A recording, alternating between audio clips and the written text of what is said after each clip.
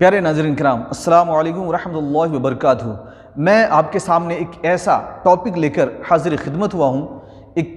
ایسا موضوع لے کر حاضر ہوا ہوں کہ جس کو جاننے کی خواہش آپ کے بھی دل میں ہوگی۔ بس آپ سے گزارش ہے کہ اس ویڈیو کو آخر تک ضرور سنیں اور پسند آئے تو دوسروں تک بھی شیئر کریں۔ تو ناظرین کرام، جیسا کہ آپ کو معلوم ہے، ابھی چند دنوں سے ہر ایک مسلمانوں کی زبان پہ بس ایک ہی نام ہے، وہ ظالم ملعون وسیم رضوی کا نام، کہ جس شیطان نے قرآن کریم کے خلاف سپریم کورٹ میں حلف نامہ دائر کیا ہے، یعنی یاچیکا دائر کی ہے۔ تو اب ہم ایسی چیزوں کے تعلق سے غور کرتے ہیں کہ قرآن کریم کے تعلق سے کیا اس سے پہلے بھی لوگوں نے کوششیں کی کہ قرآن کریم میں کوئی تحریف کی جائے، قرآن کریم میں کوئی تبدیلی کی جائے۔ تو تاریخ اٹھا کر دیکھیں گے تو آپ کو معلوم ہوگا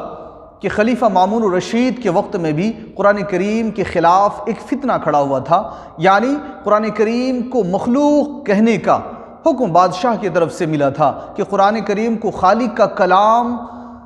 نہ کہا جائے بلکہ ایک مخلوق کے طور پر اسے لیا جائے، یعنی اللہ کی تخلیق کے طور پر اسے لیا جائے۔ تو جس طرح ساری مخلوق فنا ہوگی، ایسے ہی قرآن کریم کی آیتیں بھی فنا ہو جائیں گی۔ تو اس تعلق سے بے شمار بزرگان دین نے اپنے پیٹھ پہ کوڑے کھائے۔ حضرت امام احمد بن حنبل کا نام سر فہرست ہے، اور دیگر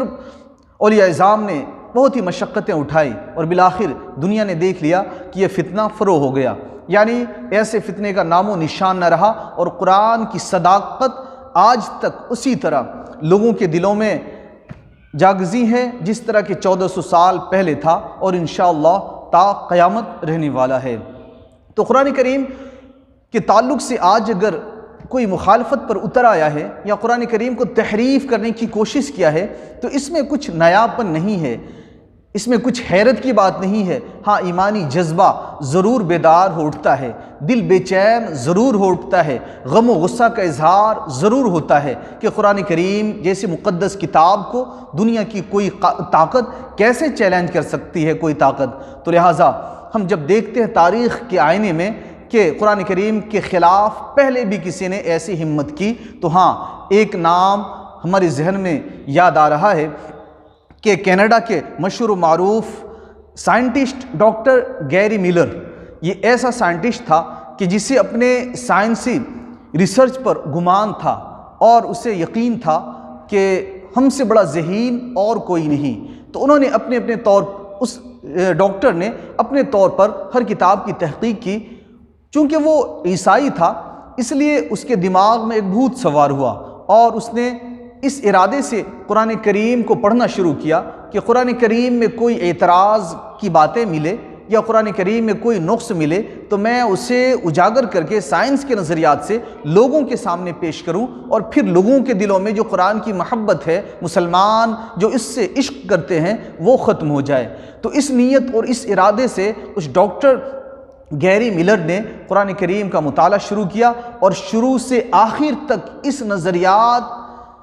کو لے کر اس نے مطالعہ کیا کہ کوئی اس میں قابل اعتراض باتیں مل جائے اور لوگوں کو بتا سکیں۔ لیکن اللہ اکبر، قرآن کی صداقت حاوی ہوئی، اور وہ قرآن میں اعتراض ڈھونڈنے والا، قرآن میں نقص ڈھونڈنے والا خود پکار اٹھا کہ قرآن سے بڑھ کر سچی کوئی کتاب نہیں ہے، اور کلمہ پڑھ کر خود مسلمان ہو گیا۔ یہ ابھی حال چند برسوں پہلے کی بات ہے کہ اس طرح اس نے اسلام قبول کر لیا۔ اور اسی طرح ایک علم ریاضی داں کا مشہور ڈاکٹر جو کہ فرانس کا رہنے والا تھا، ڈاکٹر مورس بگائے، اور وہ علم ریاضی میں یعنی میتھمیٹکس میں پاورفل تھا، اور اتنا پاورفل تھا کہ اس کو گمان تھا کہ میں میتھمیٹکس کے قانون کے بلبوتے پر کسی کتاب میں بھی اعتراض نکال سکوں، کسی کتاب میں بھی کمی اور خامی اور نقص نکال سکوں۔ اس ارادے سے اس نے قرآن کریم کا مطالعہ شروع کیا، اور مطالعہ شروع کرنے کے بعد مطالعہ ہی نہیں کیا بلکہ قرآن اور سائنس کا موازنہ کیا۔ اس سے پہلے وہ بائبل کا سائنس سے موازنہ کر چکا تھا، اور اس موازنے میں اس نے بائبل کو فیل پایا، یعنی بائبل میں جو دعوے کیے گئے تھے تو سائنسی نظریات سے جب اس پہ ریسرچ کیا گیا تو وہ فیل ہو گئے، یعنی بائبل کے دعوے ناکام ہو گئے۔ تو اسی ارادے سے کہ قرآن میں بھی جو دعوے کیے گئے ہیں وہ بھی ناکام ہو جائیں گے، تو قرآن اور سائنس کا موازنہ کیا، یعنی قرآنی دعوے کو سائنس کی کسوٹی پہ پرکھا تو یہ دیکھ کر حیران رہ گیا کہ قرآن کریم میں جو دعوے کیے گئے تو سائنسی کسوٹی پر پرکھنے میں وہ سب کے سب کامیاب ہو گئے۔ تو یہ دیکھنا تھا کہ وہ سچے دل سے پکار اٹھا کہ قرآن اللہ کا سچا کلام ہے، اس میں نہ کوئی کمی ہے، نہ نقص ہے، نہ کوئی خامی ہے، اور وہ کلمہ پڑھ کر مسلمان ہو گیا۔ تو الحمدللہ قرآن کریم کی صداقت پہ یقین غیروں کو بھی ہے، غیروں کو بھی اعتراف ہے کہ قرآن کریم جیسی سچی کتاب ہے، اور ہم مسلمانوں کے لیے تو اللہ کا کلام ہی کافی ہے کہ رب تبارک و تعالیٰ ارشاد فرماتا ہے قرآن کریم میں کہ نحن نزلنا الذکر ونحن لہ لحافظون، کہ قرآن کو ہم نے ہی نازل فرمایا اور ہم ہی اس کی حفاظت فرمانے والے ہیں۔ تو یقیناً قرآن کی حفاظت رب تبارک و تعالیٰ نے اپنے ذمہ کرم پر لے لیا ہے۔ تو اب ہمیں ایسی چیزوں کے متعلق خوف زدہ ہونے کی ضرورت نہیں ہے، رب تبارک و تعالیٰ انشاءاللہ ضرور اس کی حفاظت فرمائے گا۔ یہ وسیم رضوی ملعون یہ قرآن کی ایک آیت کو کیا تحریف کروا پائے گا؟ ارے اس قرآن تو ایسی کتاب ہے کہ جس کے بارے میں رب تبارک و تعالیٰ قرآن کریم کے 28ویں پارہ میں ارشاد فرماتا ہے کہ اگر ہم قرآن کریم کو پہاڑ پر اتارتے، پہاڑ پر نازل کرتے تو پہاڑ بھی اس کتاب نہ لاتے ہوئے چور چور ہو جاتا، ریزہ ریزہ ہو جاتا۔